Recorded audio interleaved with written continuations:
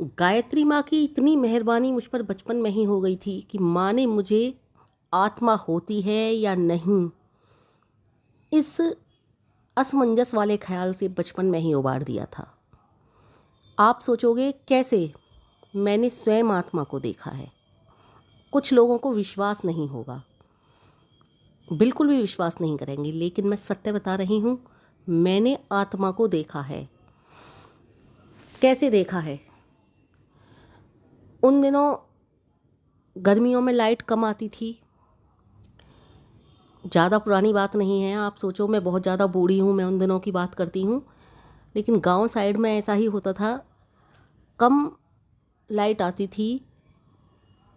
छत पर पहले पानी डालते थे गर्मियों के मौसम में, उसके ऊपर जब वो पानी सूख जाता था फिर दूसरी बार पानी डालने जाते थे ताकि ठंडी हो जाए छत, और उसके ऊपर कुछ बिछा करके लेट जाया करते थे हम लोग।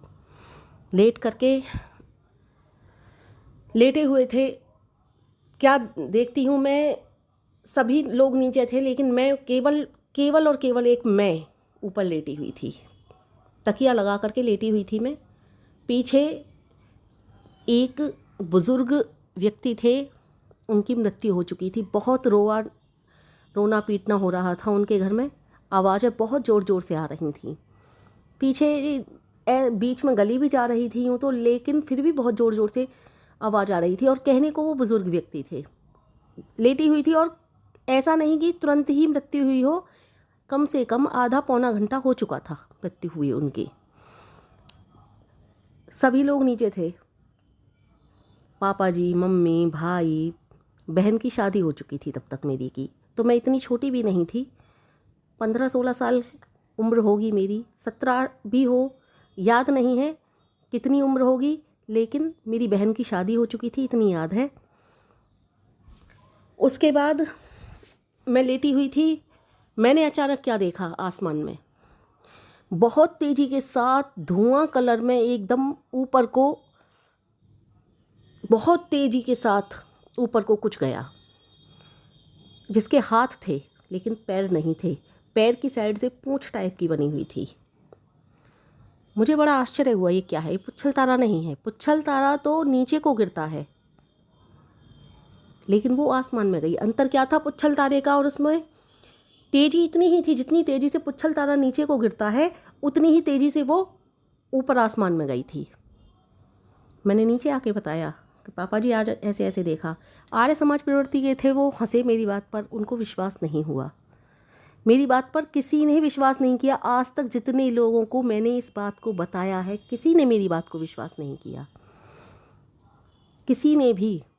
एक मेरे भाई ने किया था, हाँ, मेरा भाई मेरी हर बात पर विश्वास करता है, क्योंकि वो जानता है कि ये कभी झूठ नहीं बोलेगी। यहाँ तक कि मैंने अपने बच्चों को भी बताया है इस बात को, मेरे बच्चे भी विश्वास नहीं करते। कहते हैं मम्मी आपको भ्रम हुआ होगा उस समय। मैंने कहा नहीं, मुझे भगवान ने इस असमंजस से तभी निकाल लिया था कि आज तू देख ले, आत्मा होती है। कभी इस जाल में, भ्रमजाल में मत फंसना कि आत्मा नहीं होती है, क्या करें क्या नहीं करें। जब आत्मा होती है तो परमात्मा भी होता है, इसलिए सदैव इस चीज़ को ध्यान रखना। आत्मा होती है तभी तो पुनर्जन्म भी लेती है, आत्मा होती है तभी तो कर्म फल चक्र मिलता है। इसीलिए अपने कर्मों को सुधारने के लिए गायत्री जप कभी मत छोड़ना। ये मुझे माँ गायत्री ने बचपन में ही समझा दिया था। आप कहोगे 16-17 साल का व्यक्ति कोई बच्चा होता है? नहीं, बच्चा ही होता है। कितनी अभी भी जो 30-35 साल की उम्र के होते हैं, 40 साल की उम्र के होते हैं, कभी कभी तो किसी किसी को बुढ़ापा आ जाता है, वो तक भगवान का नाम नहीं लेते, वो तक परमेश्वर का नाम नहीं लेते। उन तक को यकीन नहीं होता आत्मा होती है नहीं होती है, परमात्मा होता है नहीं होता है, भगवान है भी नहीं है, सब मंजस में पड़े हुए होते हैं। और मैंने कितने ही बुजुर्ग ऐसे देखे हैं कि मरने की श्रेणी पर आ चुके हैं, मरने को जा रहे हैं, लेकिन परमात्मा का नाम अपनी जुबान से कभी नहीं निकालते। मैंने स्वयं देखा है, जिनको देखा है, मैं नाम नहीं ले रही हूँ उनका। तो आत्मा होती है, इस असमंजस में कभी मत पड़ना आप भी। आप लोगों को विश्वास हो मेरी बात का या ना हो, लेकिन मुझे बताना मेरा फ़र्ज़ था कि मैं आपको बताऊं, क्योंकि मैं यहाँ गायत्री मंत्र का प्रचार करती हूँ इस चैनल पर। मैं बताती हूँ गायत्री मंत्र क्या करता है क्या नहीं करता। कि ऐसी कितने ही सारे अनुभव हैं मेरे साथ। मैं सब अनुभवों को धीरे धीरे यहाँ पर साझा करने वाली हूँ, लेकिन धीरे धीरे, कभी कहीं कुछ, कभी कहीं कुछ, सब कुछ बताऊँगी मैं, लेकिन मैं धीरे धीरे ही बता पाऊँगी सब कुछ। इसीलिए मैं कहती हूँ गायत्री माँ की मुझ पर बहुत कृपा है, इसीलिए कहती हूँ बस मैं, क्योंकि इतना बड़ा जिसके लिए लोग तपस्या करते हैं, ज्ञानी जन समझ नहीं पाते, बहुत ज्ञानी लोग जा कर के समझ पाते हैं कि आत्मा होती है, परमात्मा होता है। बहुत से लोग गीता पढ़ते हैं, गीता में जाकर के पता चलता है। बहुत से लोग न जाने कितनी बड़ी बड़ी पुस्तकें पढ़ते हैं, तब जाकर पता चलता है आत्मा होती है। पता तो सभी को है आत्मा होती है, बहुत से लोग मानते हैं इस बात को, बहुत से नहीं मानते। बहुत से कहते हैं नहीं होती, बहुत से कहते हैं होती है, लेकिन विश्वास किसी को नहीं है।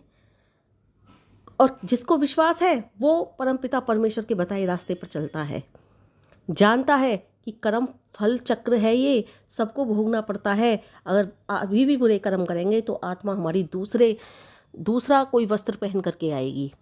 इसलिए मैं आपको बता रही हूँ, न जाने कितने सृष्टि में व्यक्ति होते हैं, आते हैं जाते हैं, कितनों से हम मिलते हैं, कितनों को हम छोड़ देते हैं, कितने हमें स्वयं छोड़ करके चले जाते हैं, पता नहीं। और इतना सब कुछ होते हुए, देखते हुए भी हम लोग समझते नहीं इस बात को। कुछ तो है रहस्य इस बात के पीछे, नहीं समझ पाते, पता नहीं क्यों नहीं समझ पाते। इसीलिए मैंने कहा कि मैंने स्वयं आत्मा को देखा है, इसलिए मैं झूठ नहीं बोल रही हूँ। जिनको मेरी बात पर विश्वास है वो इस बात को जाने। और नहीं जाने, हो सकता है जैसा मैंने देखा हो इस सृष्टि में कुछ लोगों ने और भी देखा हो, ऐसा तो नहीं केवल मैंने ही देखा। ऐसा भी हो सकता है मेरे अलावा भी किसी और ने देखा हो। ये मैं नहीं कह रही कि केवल मैंने ही देखा है, मेरे अलावा हो सकता है किसी और ने भी देखा हो, लेकिन मैंने देखा। मैं इस बात को झूठ नहीं बोल रही, लेकिन जिन्होंने नहीं देखा उनको मेरी बात पर विश्वास नहीं होगा। और जिनको हो सकता है, जो लोग मेरी बात पर इस पर विश्वास भी करें और उन्होंने नहीं भी देखा हो, वो क्योंकि जानते हैं कि मैं झूठ नहीं बोलती हूँ, लेकिन वो ये सोच सकते हैं कि मुझे शायद भ्रम हुआ हो, लेकिन मुझे भ्रम नहीं था, मुझे भ्रम नहीं हुआ था। मैं सो नहीं रही थी, दिन छिपा ही था, तभी जाकर मैंने जाकर के छत पर 2 बाल्टी पानी डाला था और जाकर के लेटी ही थी। मैं दिन छिपा था, मैं सोई नहीं थी, आंख खोलकर आसमान की तरफ देख रही थी मैं। बस जैसे हल्का सा अंधेरा, हल्का सा प्रकाश, ऐसा दिन छुपने वाला जो समय होता है, वैसे समय में मैंने वो चीज़ देखी थी। और जितनी तेज़ी से पुच्छल तारा गिरता है नीचे, उतनी ही तेज़ी से वो आसमान में ऊपर गई थी। उसके हाथ थे, आँख नाक कान मैंने नहीं देखे थे। जो सच है वही बता रही हूँ, झूठ नहीं बता रही। बिल्कुल सफ़ेद धुआं जैसा होता है ना, बिल्कुल वाइट वाला धुआं, इस आकृति में थी वो चीज़ जो भी थी। तो ये बात मैंने आप लोगों को क्यों बताई? अब प्रश्न ये आता है, ये बात मैंने इसलिए बताई कि आपको मेरी बात पर यदि विश्वास है तो आप सारी दुनिया के झगड़े झंझटों में इस तरह से मत उलझिए, सब कार्य कीजिए, लेकिन गायत्री मंत्र का जप ना छोड़िए। गायत्री मंत्र का जप करते रहिए, आगे पथ पर बढ़ते रहिए। माँ गायत्री आपको बहुत कुछ देने वाली हैं। कर्मों को सुधारने की बात कह रही हूँ। देखिए, मैं पहले तो यही कहती हूँ निस्वार्थ भक्ति कीजिए, लेकिन बहुत से लोग निस्वार्थ भक्ति नहीं कर पाते हैं, क्योंकि मनुष्य जो होता है ना, अपनी आदत से बाज नहीं आता, चाहे मैं हूँ चाहे कोई और हो।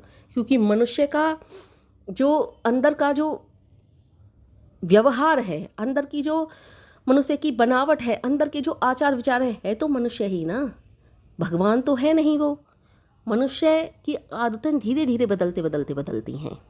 और धीरे धीरे गायत्री जाप करते रहोगे तो सब कुछ बदल जाएगा। आप अपने आप में परिवर्तन देख पाओगे, आप अपने आप के अंदर बहुत बड़ा परिवर्तन देखोगे, और एक दिन आप भी निस्वार्थ भक्ति करने लगोगे।